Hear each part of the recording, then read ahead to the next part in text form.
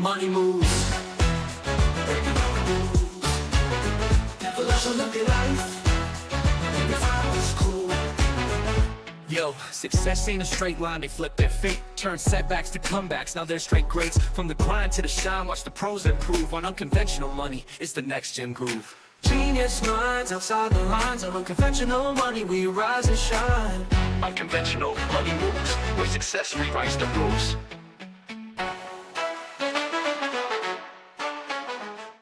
Yeah, happy to have you on the show today because you've definitely taken a different path than most people to get where you are.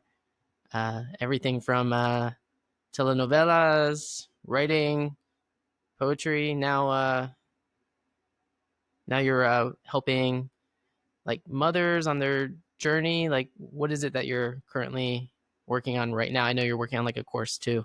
Yeah, I am an inner abundance coach. First of all, thank you so much for having me in your show. And I'm very happy to be here and to chat with you.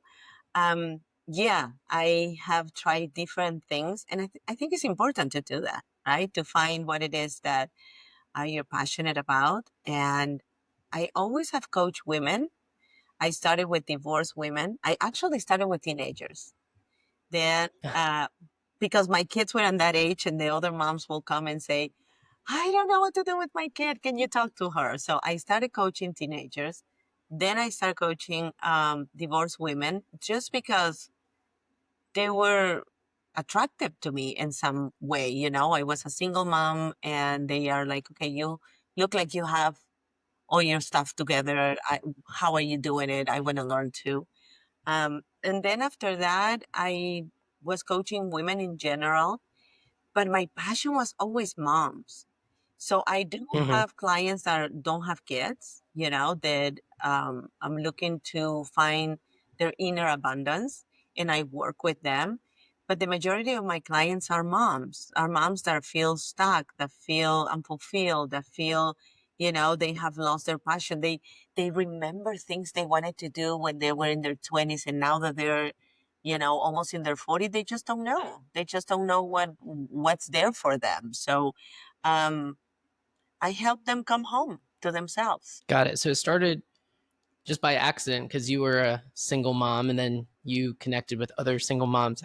I've come from a divorced family, so I've seen it firsthand. I'm not like a divorced mom, but I've seen how divorce can negatively affect people. What were you talking about with these divorcees in terms of helping them get over essentially a loss of a relationship? Because it's like a whole new chapter in a book that you have to essentially find who you are and rebuild your entire life. Yes and no. You can say that divorce can affect somebody in a negative way, or you can see the other side and empower yourself because you made a choice that the path that you were in were not for you, was not for you, that you wanted something else, that you were meant for more, that there was something else there that you were not getting. So you had the courage to say, this is not for me and I want something else.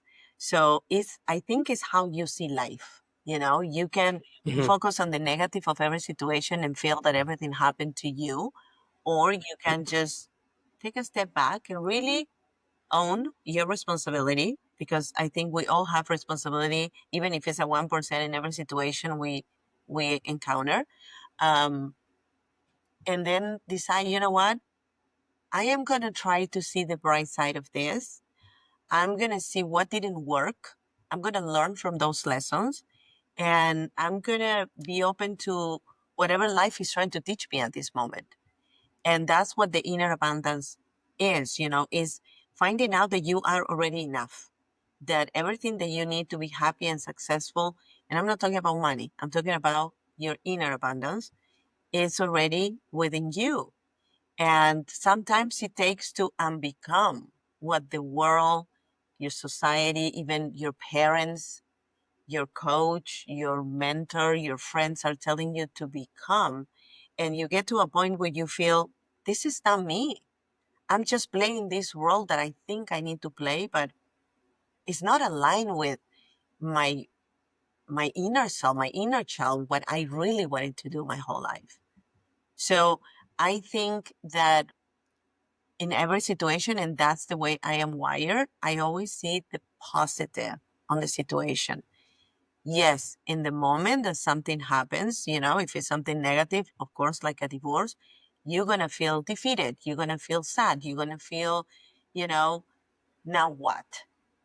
But once you go through those motions, the grieving part of the relationship, right, is no longer what it used to be, then you can really take a step back and see, okay, what are my possibilities? Not my probabilities, my possibilities. What can I do to make my life better? How can I be a better human? How can I be happier? So then I can be a better mom. I can be a better Mhm. wife.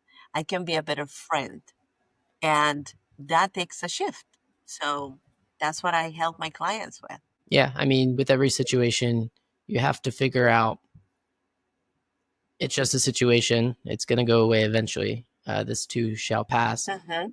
And you have to figure out what is the good for every situation, regardless of how dark it is. Yeah. So when you were going through that as a single mom of 3 children, Mm-hmm. 3 young children, how did you find the good during that time? Because I'm sure, 3 kids It was hard. It was hard. trying to figure it She's out. under 5. I just had cancer. Oh, I was very, at the same time? yeah, I was coming out of Holy the crap. cancer when I decided to get a divorce. It was about the same time. And I had a choice in that moment, I mean, my husband, he passed away, but my husband was unfaithful. So I had the choice of, I'm going to look the other way and live the rest of my life doubting if he's going to do it again, feeling I am not good enough, chasing validation. Um, I don't know, being afraid that this is going to happen again or whatever. Or I can't leave this relationship where I obviously don't feel validated and look for what makes me happy. And in the process, find out who I am. Who is Claudia? What Claudia wants. I think that the main thing about my divorce was that him and I made a very clear decision that the kids were a priority. So I was very blessed to have somebody emotionally intelligent enough to put his ego on the side and understand that the well-being of the girls was the priority. So there was no bad mouthing, there was not arguing in front of them. Of course, we had disagreements, but it was never, we never use our kids to tell your dad this or tell your mom this or your dad is this or you don't have this because he didn't pay child support. I mean, we never went through those things that a lot of Hmm. divorcees go through. I actually has one of my clients now that is going through that. And what I'm trying to teach her and give her tools for is to become neutral. It's not indifferent, it's neutral. You are not going to buy or accept a gift that you don't want. So if this Hmm. person comes with anger, if this person comes with, you know, negative or low energy towards you, you just say, okay, that's how you feel. I'm sorry you feel that way. And it's not easy. I'm not saying it's easy, but it's possible. And it takes a shift. It takes a process. Doesn't happen overnight. But I know it's possible because I was able to do it. So I'm no special. If I Hmm. was able to do it, other moms can do it. And I have very successful clients that have a very civilized relationship with their ex-partner, and they have put the kids as a priority. Yeah, my situation was definitely not like that. Exactly. It was it would be like, I remember there was like a school field trip and like the suggested like spending money for like lunch was like $20, and I asked my mom for $20 and she's like, why don't you ask your dad? Right. So I called my dad. I go, hey dad, I'm going on a field trip. My mom said to call you and ask you for money. And then he's like, well, I send her this much money every single month. Why can't she use that? And then my mom's like, it doesn't pay for everything. And suddenly you And are I'm in just the like, middle of it, right? And oh, I was always in the middle. your job wasn't that. Your job was to be a kid. And that's the sad part of it, that sometimes we allowed our ego to get in the mix. So we want to be right. It's more important to be right than to be happy. So I am going to prove to my kid that I'm a better parent by doing A, B, and C. What is the end result? You are raising a kid with trauma. You are raising a kid that one day he's going to be an adult and he's going to carry on all those beliefs. He's going to probably think that women lie or spend money on things that they should not spend, and men don't care about their kids and they have do-overs with other families. I mean, whatever the situation is, right? Because Mhm. that's what you're witnessing. You collect evidence to that belief. So, of course, it's true. Yeah, you definitely have to rewire your thinking. Mm-hmm. So essentially, I just like reversed everything. I'm just like, everything they told me to do, I'm going to do the opposite. And I'm going to see what happens because I didn't like the situation that they're in. I'm like, why would I listen to them? Right. Their situation doesn't seem very good. They're yelling over $20 here, this here. I'm like, looking back at it, I'm like, that's so silly. Right. But in So silly to yell what she about. had to hold on to, right? There was an underlying anger towards him. So how can I get back to him? Okay, I'm gonna make my kid hate him because I'm so angry at him. Not that she wanted you really to hate him. Not that she really wanted to harm you. Of course, no mom wants to harm the kid, but they don't know any better because they don't have any tools. So that's the first thing. It's like when they send you a message. I have one of my clients that her husband is very toxic. Her ex-husband. He doesn't didn't want the divorce. So he's gonna do whatever he can to make her life miserable.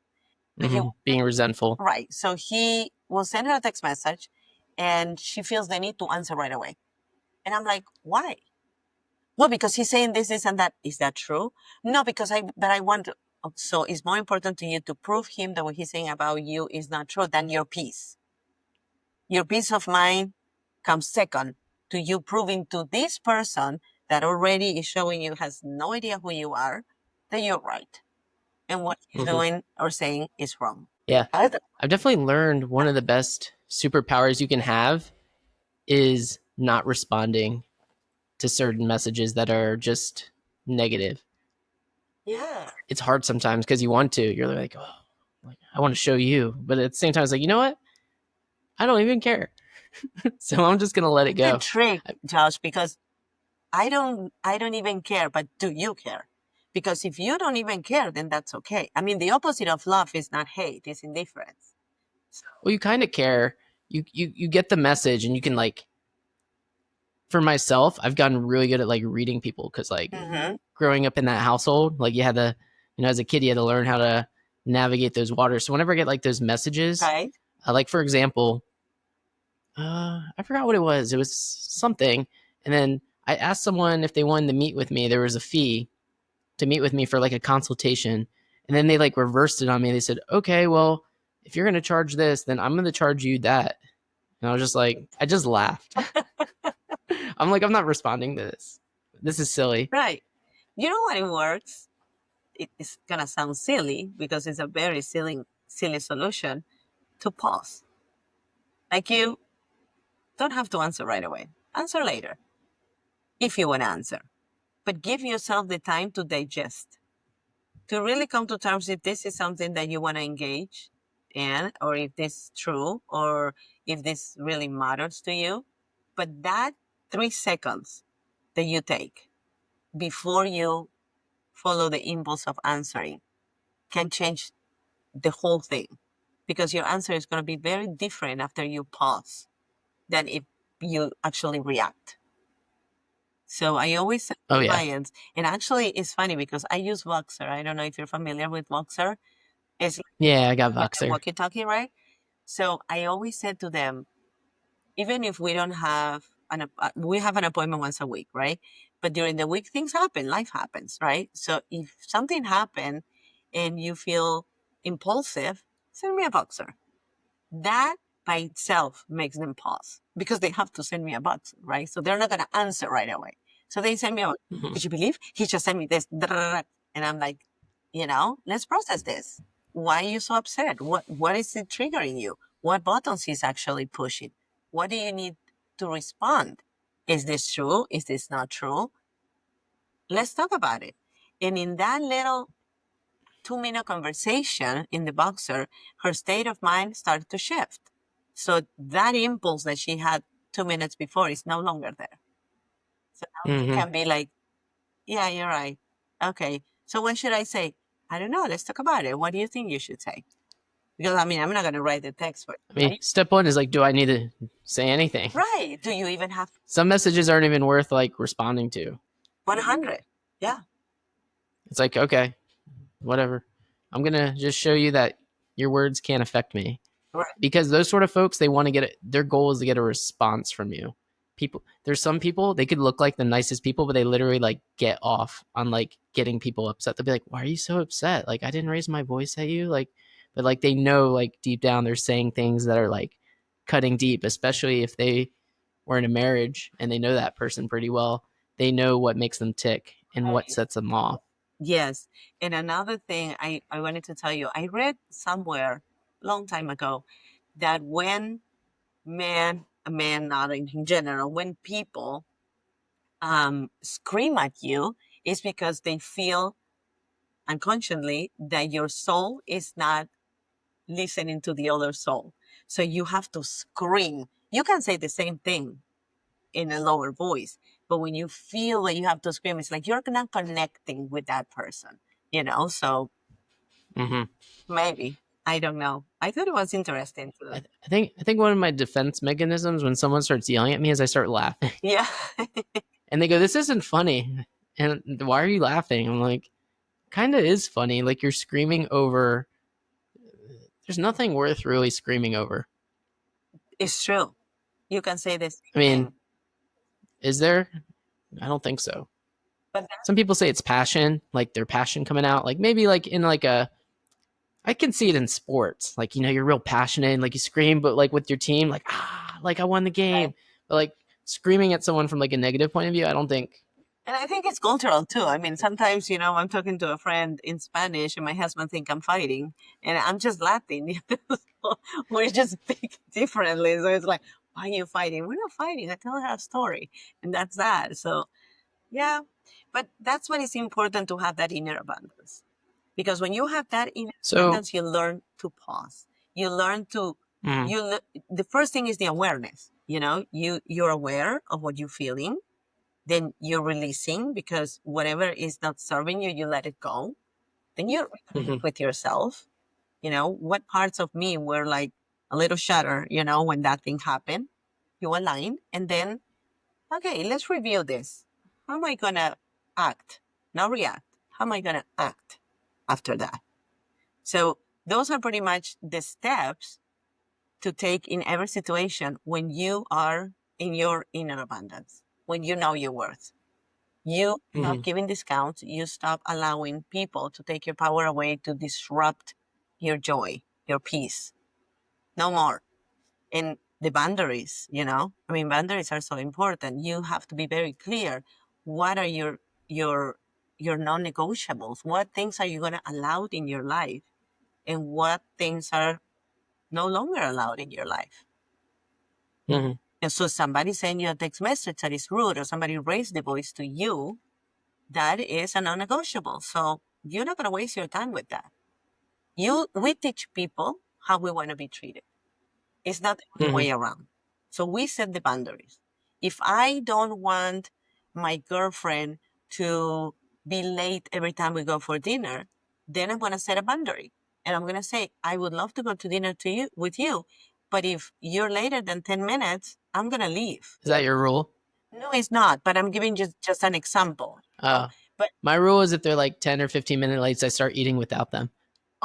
or that, you, I'm like, I'm hungry. I'm here. it's your I'm just going to start eating. I remember I don't know if you ever watched Curb Your Enthusiasm. There was an episode that he was meeting somebody and the person wasn't getting there on time. So he started eating. And when the person came, he goes, you started eating? Well, we're supposed to meet at 8. It's 8:30. I'm hungry. So you get to set your boundaries. You get to decide what you allowed and what you don't allow in your life. It's just like showing someone like, hey, like we agreed at 8, you showed up at 8:30.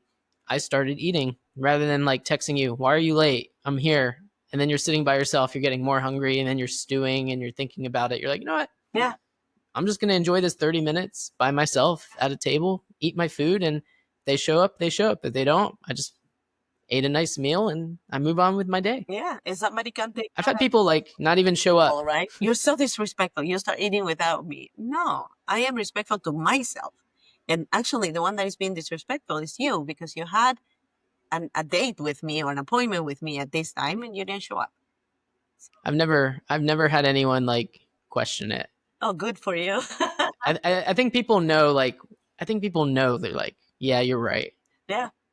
Yeah. I don't know. Certain cultures, like people are just always late, especially if it's like social events, like big events. But if it's like a one-on-one meeting, like if I call you, I'm like, hey, let's go meet at this date, this time, this place. It's different. It's a more like respect thing. Like, hey, I respect that you're meeting with me, and vice versa. It's not just like college where the party starts at 8, everyone knows not to show up till 10:30. Yeah. Yes. Yeah. So something I'd be interested to learn about from your perspective is a lot of people's past becomes their identity Mhm. in the present, and a lot of people carry that baggage with them. Mhm. So working with divorced mothers, like you could see like, divorced moms hanging with divorced moms and like bad mouthing like their exes, like kind of having like a soapbox. With the women that you're working with of divorce, how do you help them break out of that? Because being a divorced woman doesn't like define who you are as a person.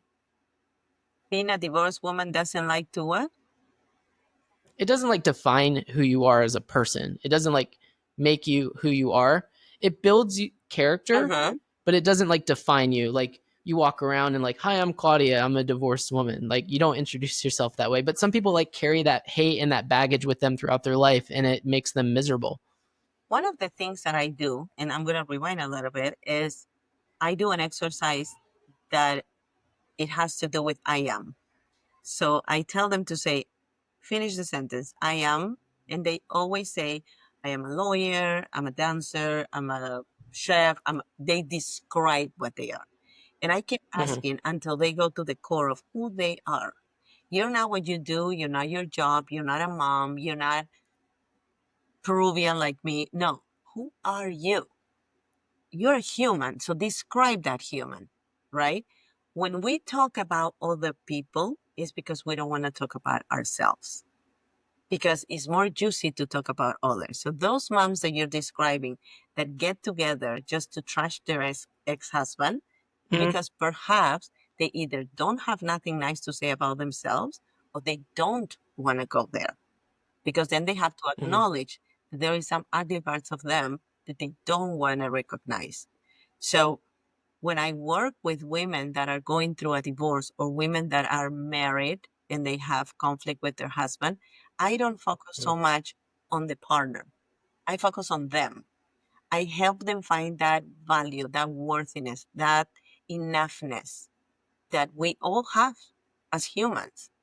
So they don't have the time anymore to talk about the ex-husband. They become neutral about the ex-husband. They know that the ex-husband is part of their life, but is not in their life. Get the Mm-hmm. difference? So the narrative changes. It comes to a place where I don't care. I'm not talking anymore about him. And you see the shift, because at the beginning, in the first, second, third session, that's all they do. If it's a divorced woman, that's all they do. And yeah, and he's dating with this girl, and I don't want my daughters to go with this woman. I don't even know about her. And da, da, da. It's all, the focus is all there. Zero power to them. They give all the power to the ex. But we start working, and I start giving exercise. I give them homework. I start giving them tools. And suddenly you see that shift. They start talking about Mm-hmm. the ex less and less and less. Of course, a situation arises, and then they're going to come and ask me for advice, and I'm going to try to guide them. But in general, we start focusing on them. What it is that you want? What do you want? And what feeling is attached to that? When you get that, how are you going to feel? what what are you going to feel, how your life is going to change. So it's like the focus changes. It's no longer about the past and the husband and what the guy should have or would have or could have done. Now it's about them. That's what they're working with me to find their inner abundance, not to find the inner abundance of their husband, because it's not my job or your job or their job to heal anybody else. It's your job to heal yourself.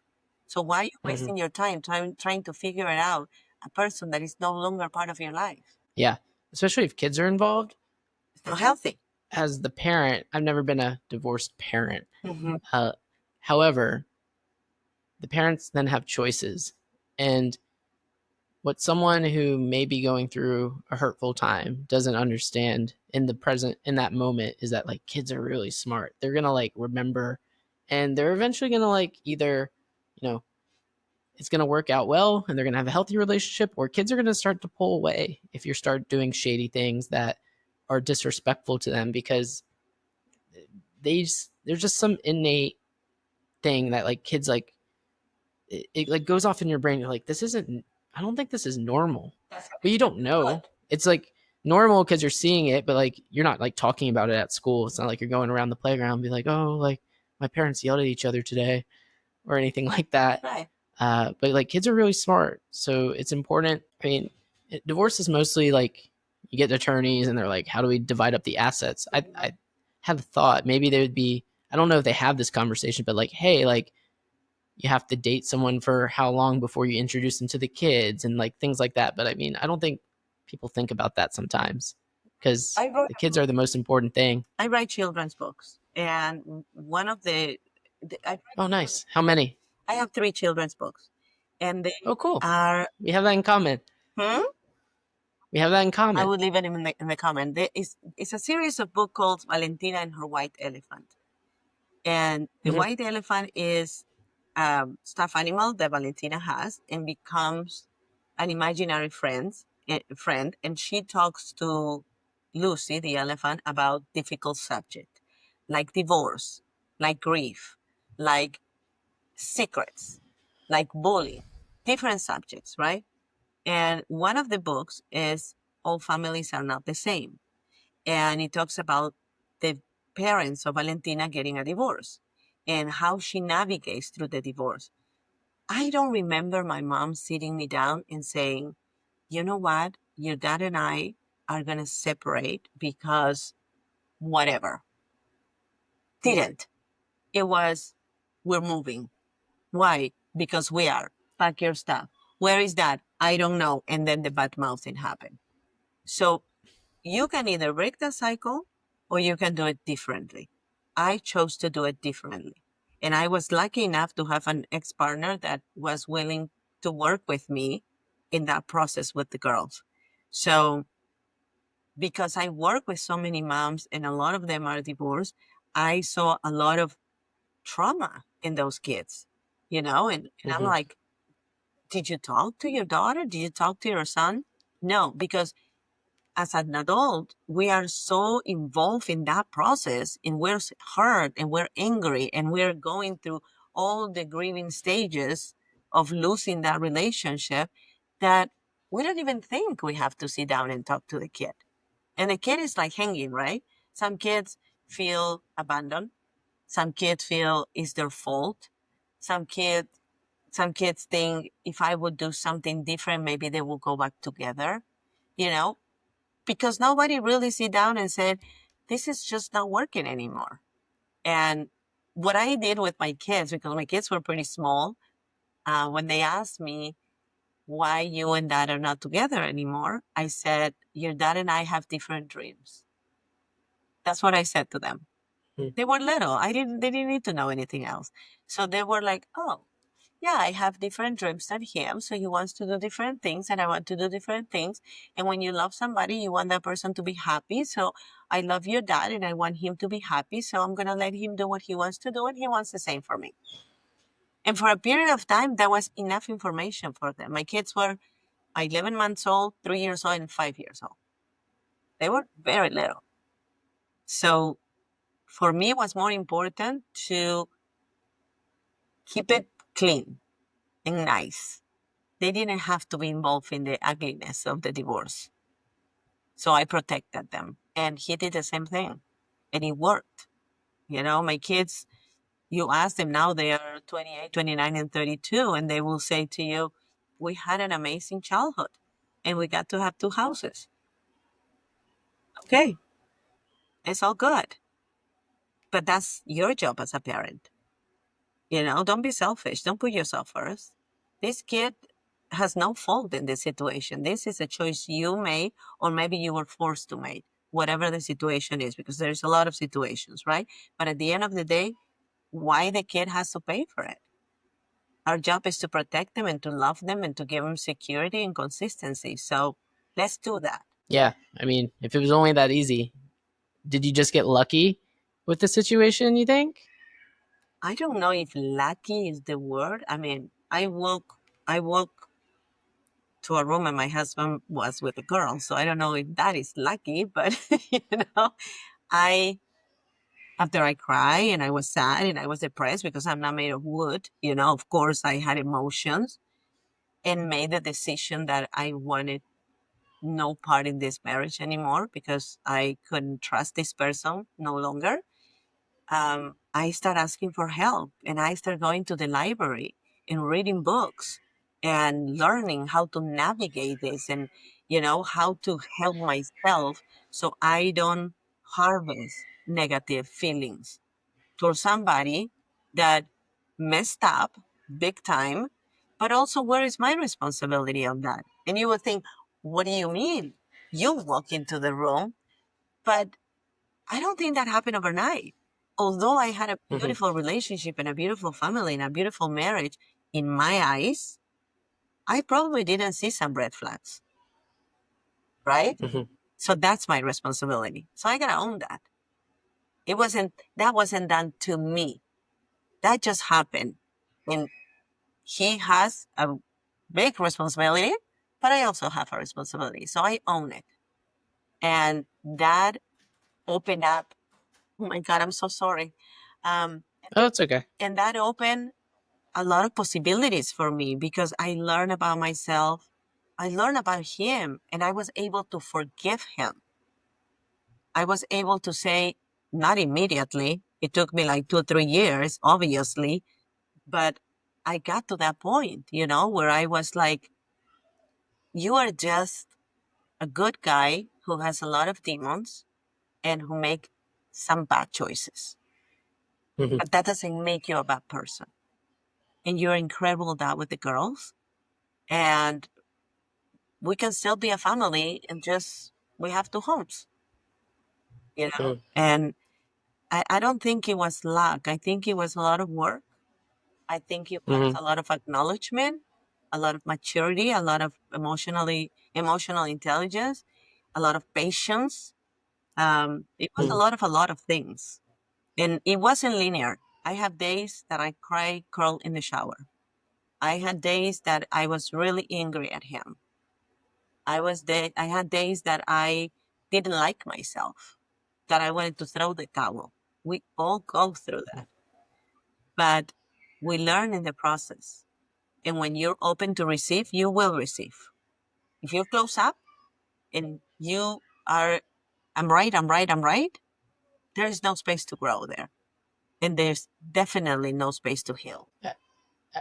What was the most important thing or exercise that you did for yourself after this happened that allowed you to let go?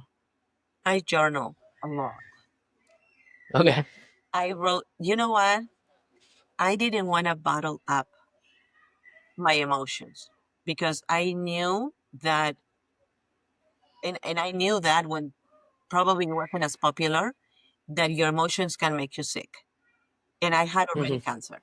So I was like, okay, how can I download everything that I'm feeling right now? I'm going to write. And I wrote, but I didn't write always from a place of anger. I also wrote from Hmm. a place of love. I wrote from a place of feeling defeated and vulnerable and sad and joyful. So I will not only write about him and what had happened. I also write about my everyday, the good things during the day. So that helped. Mhm. And then after that happened, is that when you went to Vegas? Like, didn't you like do some sort of show? Was that after the We, fact? I was his manager. He was an entertainer. So we were living in Las Vegas. Oh, okay. Yeah, we were living in Las Vegas. So I was an actress first.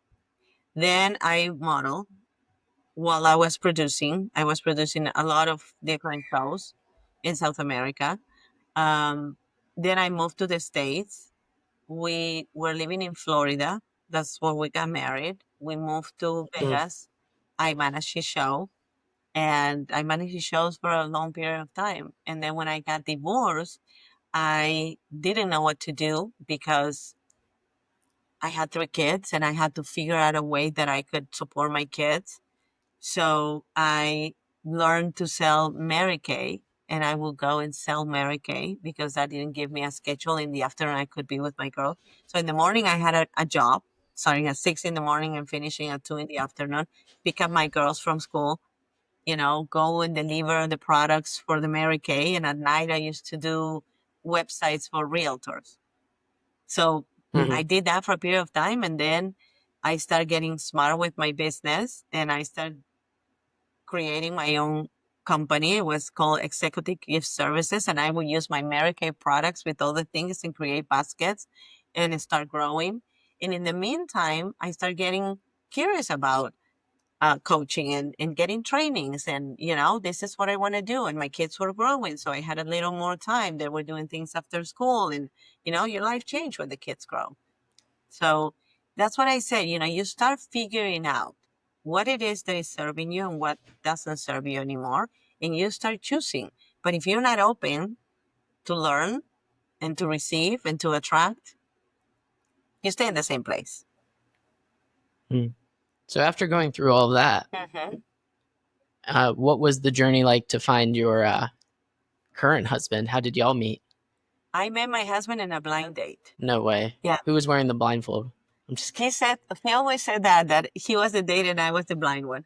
Um, I was working as a chef concierge in a high rise, and this was so considered. It's funny how destiny is. So I have my business, right, doing my baskets, and I was very independent about my house and my car. Like I had my life together. But I really Mm, didn't have much of a social life because with three kids and work and everything, I don't have any family in Vegas.